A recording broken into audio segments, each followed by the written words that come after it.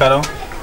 ఈరోజు నా పుట్టినరోజు సందర్భంగా ఈరోజు మానవ సేవే మాధవ సేవ సరోజినీ దేవి అనాథ శరణాలయంలో ఈరోజు ఇక్కడ ఇంత ఘనంగా జరుపుకున్నందుకు చాలా ఆనందంగా ఉంది.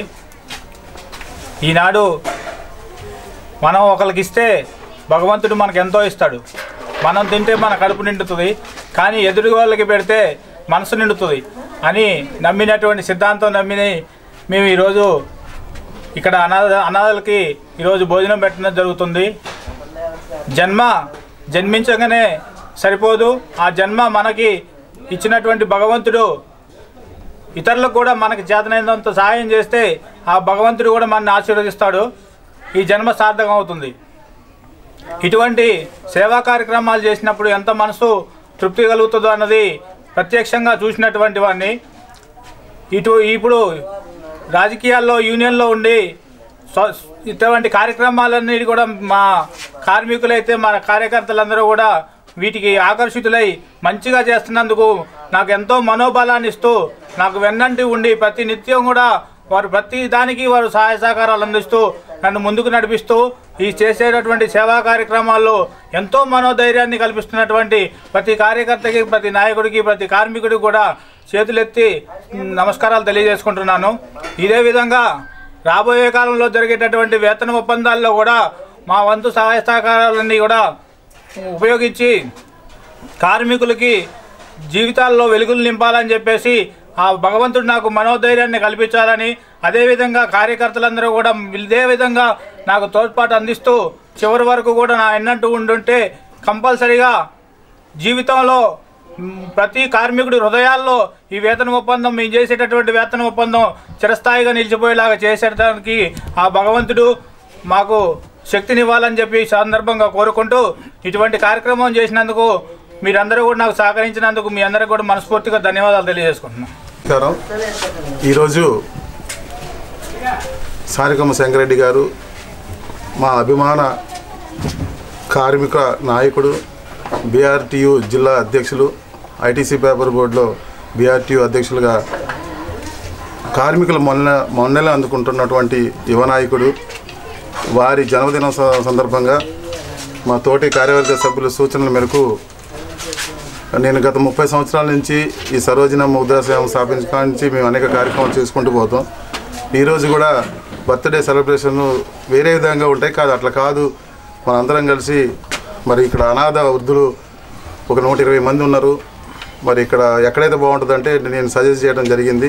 గోపాలు, సతీష్ వీళ్ళందరితో మాట్లాడి మరి ఈరోజు ఆయన ఎంతో ఆడంబరంగా చేసుకోవచ్చు, కానీ ఆయన మనస్తత్వానికి దగ్గరగా ఉంటుందని చెప్పేసి ఈ వృద్ధాశ్రయంలో ఈ వృద్ధుల మధ్యలో మరి ఈయన బర్త్డే చేసుకోవాలని ఆయన కూడా నాకు చాలా సంతోషంగా చేసుకుంటానన్నందుకు మేము ఇక్కడ తీసుకొచ్చి ఈరోజు ఈ 120 మంది వృద్ధులకి మరి అన్నదాన కార్యక్రమం చేయడం జరిగింది.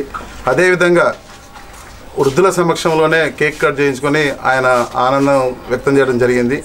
ముఖ్యంగా శంకరెడ్డి అనే వ్యక్తి గత 5-6 సంవత్సరాల క్రితం మరి సమాజ సేవకు ఒకటై ఒక యూనియన్ని స్థాపించడం జరిగింది. ఆయన ఒక్కడిగా వేసిన అడుగు ఈరోజు ఆయన మేము అందరం ఒక 400 మంది ఉన్నామంటే ఆయన చేసే సేవా కార్యక్రమాలు తప్ప మరొకటి లేదు. భద్రాచలం చాలామందికి చాలా తక్కువ తెలుసు. పినపాక డివిజన్లో కరోనా టైంలో ఆయన చేసిన సేవ అసలు మరుపురానిది. ఆయన చేసిన సేవలకి ఆకర్షితులై మాలాంటి వాళ్ళు కూడా అందరూ ఆయన యూనియన్లో సపోర్ట్కి మేము చేయడం అంటే కేవలం సేవా దృక్పథంతో ఉన్న వ్యక్తికి మేము సపోర్ట్ చేయడం తప్ప మరొకటి లేదు. మనం ఇలా చూస్తున్నాం. ఐటీసీ పేపర్ బోర్డులో మరి ఒక 2 నెలల్లో ఎలక్షన్ రాబోతున్నాయి. గత 40 సంవత్సరాల నుంచి కార్మికులను మోసం చేస్తూ కోట్ల రూపాయలు కాలినడకను వచ్చి సైకిళ్ళతో వచ్చి ఇవాళ బెంజ్ కార్లు తిరిగే నాయకులు ఉన్నారంటే నాకు తెలిసి ఖమ్మం జిల్లాలో అనేక మంది నాయకులు పనిచేశారు. కొత్తగూడెంలో సింగరేణీస్ కానివ్వండి, కేటీబీఎస్లు కానివ్వండి, ఎవరైనా కార్మిక నాయకుడు అంటే సరే ఒక అందరికన్నా ఎంప్లాయీ కన్నా ఒక గొప్పగా ఒక బండి కొనుక్కొని కారు కానీ ఇలా మన ఐటీసీ కార్మిక నాయకులు అంటే ఇలా కోట్లకు పరిగెత్తిన వాళ్ళు. మరి ఇవాళ ఇలా ఏదీ లేకుండా ఏది ఆశించకుండా కేవలం కార్మిక శ్రేయస్సు కోసం పాటుపడుతూ ఒక యూనియన్ని స్థాపించి ఇవాళ అంతమంది తోడై ఇవాళ రేపు జరిగే ఎలక్షన్లో మీరు తప్ప మరొకరు లేరు అనే విధంగా ఇవాళ ఈ ఐటీసీ పేపర్ బోర్డులో ఒక కార్మికులకి సేవ చేయడం కోసం ముందుంటున్నటువంటి శంకర్ రెడ్డి గారు తప్పకుండా ఆ సీతారామచంద్రస్వామి ఆశీస్సుతో మళ్ళీ ఇదే బర్త్డేకి అధికారంగా ఆయన మరి బీఆర్టీయూ అధ్యక్షుడిగా మరి ఐటీసీ పేపర్ బోర్డులో ఒక రికగ్నైజ్డ్ అధ్యక్షుడిగా మళ్ళీ ఇక్కడే బర్త్డే సెలబ్రేషన్ చేసుకోవాలని చెప్పేసి ఆ సీతారామచంద్రస్వామి ఆశీస్సులు మా అందరి ఆశీస్సుతో మీరు తప్పకుండా మరి వచ్చే సంవత్సరం బర్త్డే లోపు మీరు కార్మిక నాయకుడిగా ఐటీసీ పేపర్ బోర్డులో మరి ఆర్యూగా మీరు ఉంటారని మా ఆకాంక్ష, మీరు ఉండాలని మేమందరం కూడా మేము కోరుకుంటున్నాం. తప్పకుండా ఆ దిశగా అడుగులు వేస్తాం. ఆ దిశగా కార్మిక వర్గం మాత్రం మీ వెంట నడుస్తుందని చెప్పేసి మరొకసారి తెలియజేస్తూ మరి ఇలాంటి సేవా కార్యక్రమంలో ఈ సరోజిని వృద్ధాశ్రయంలో మీరు అందరికీ తెలిసిన విషయమే. మరి వాళ్ళ కుటుంబ సభ్యులు మొత్తం కూడా ఇవాళ ఈ సేవకి భద్రాచలంలో మరి భద్రాచలం మదర్ దేశగా పిలువబడే సరోజినమ్మ గారు మరి ఆవిడకి తోడ్పాటుగా మేము చాలామంది మా కార్మిక సోదరులు కూడా చెప్తుంటాం. బర్త్డేలు కానీ పిల్లల ఫంక్షన్లు కానీ ఏమైనా వస్తే ఈ వృద్ధాశ్రమాలు చేసుకుని వాళ్ళకి ఒక పూట భోజనానికి మనం సహకరిస్తే మనకు కూడా దేవుడు మరి 4 పూటల భోజనం ఇస్తారు అనేది ఇప్పుడు శంకరెడ్డి గారు చెప్పినట్టు మనం చేస్తేనే మనకి ఎవరన్నా చేస్తారు తప్ప మరొకటి లేదు. కాబట్టి ఆ దిశగా మన ఐటీసీలో ఉన్న కార్మిక సోదరులందరికీ కూడా మీ పెళ్లి రోజులు కానివ్వండి, మీ పిల్లల పుట్టినరోజులు కానివ్వండి, తప్పకుండా ఇక్కడ ఈ సరోజిని వృద్ధాశ్రయంకి వచ్చి ఇంతమంది అభాగ్యులకి ఒక పూట అన్నం పెట్టే భాగ్యం మనకు కలుగుతుంది. కాబట్టి ఆ దిశగా మీరు అందరూ వెళ్ళాలని తప్పకుండా మరి ఈ వచ్చే సంవత్సరం కూడా మేము మరి శంకర్ రెడ్డి గారి బర్త్డే ఇవాళ అధికారికంగా ఇక్కడ జరుపుకుంటామని మరొక్కసారి చెప్పుకుంటూ మరి ఆయన కుటుంబానికి మన సీతారామచంద్ర ఆశీస్సులు ఎప్పుడు ఉండాలని కోరుకుంటూ ఈ అవకాశం ఇచ్చినందుకు మీ అందరికీ కూడా ధన్యవాదాలు తెలియజేస్తూ అదేవిధంగా మా మీడియా మిత్రులు సిటీ కేబుల్ కానీ BCM9 కానివ్వండి, అదేవిధంగా TV3, 8TV వాళ్ళకి కూడా ప్రత్యేక ధన్యవాదాలు తెలియజేసుకుంటున్నాను. మా మిత్రుడు సోదర సమానులు సానికొమ్మ శంకర్ రెడ్డి గారికి జన్మదిన శుభాకాంక్షలు. అదేవిధంగా ఈ కార్యక్రమానికి విచ్చేసినటువంటి మా యూనియన్ల ముఖ్య నాయకత్వం వహిస్తున్నటువంటి ఇక్కడ ఉన్న ప్రతి ఒక్కరు కూడా ముఖ్య నాయకులతో సమానమే. కార్యకర్తలందరికీ కూడా మరొకసారి ధన్యవాదాలు తెలియజేస్తున్నాను. అదేవిధంగా మీడియా మిత్రులకు ఇటువంటి మంచి కార్యక్రమాలని నలుగురికి తెలిసే విధంగా చేయాలి అంటే అది మీడియాతోటే సాధ్యమవుతుంది. ఈ కార్యక్రమానికి ఇచ్చిన మీ మీడియా మిత్రులందరికీ కూడా ధన్యవాదాలు తెలియజేస్తూ ఇప్పటికే అజీమన్న శంకరన్న కొన్ని విషయాలు చెప్పారు. ముఖ్యంగా మనం ₹1 సంపాదించామంటే కనీసం దాంట్లో ఒక పావలా 10 పైసలైనా సరే ఇతరులకు సహాయం చేసే స్థాయికి మనం ఎప్పుడూ ఉండాలి. నా ఉద్దేశంలో ఒకటే చెప్తాను, నేను వృద్ధాశ్రమాలు అన్నవి ఈ దేశంలో ఎప్పుడూ ఉండకూడదని నేను కోరుకుంటా. ఎందుకంటే తల్లిదండ్రులని సరిగ్గా పిల్లలు చూసుకుంటే పాపం వాళ్ళకి ఈరోజు ఈ పరిస్థితులు ఉండవు.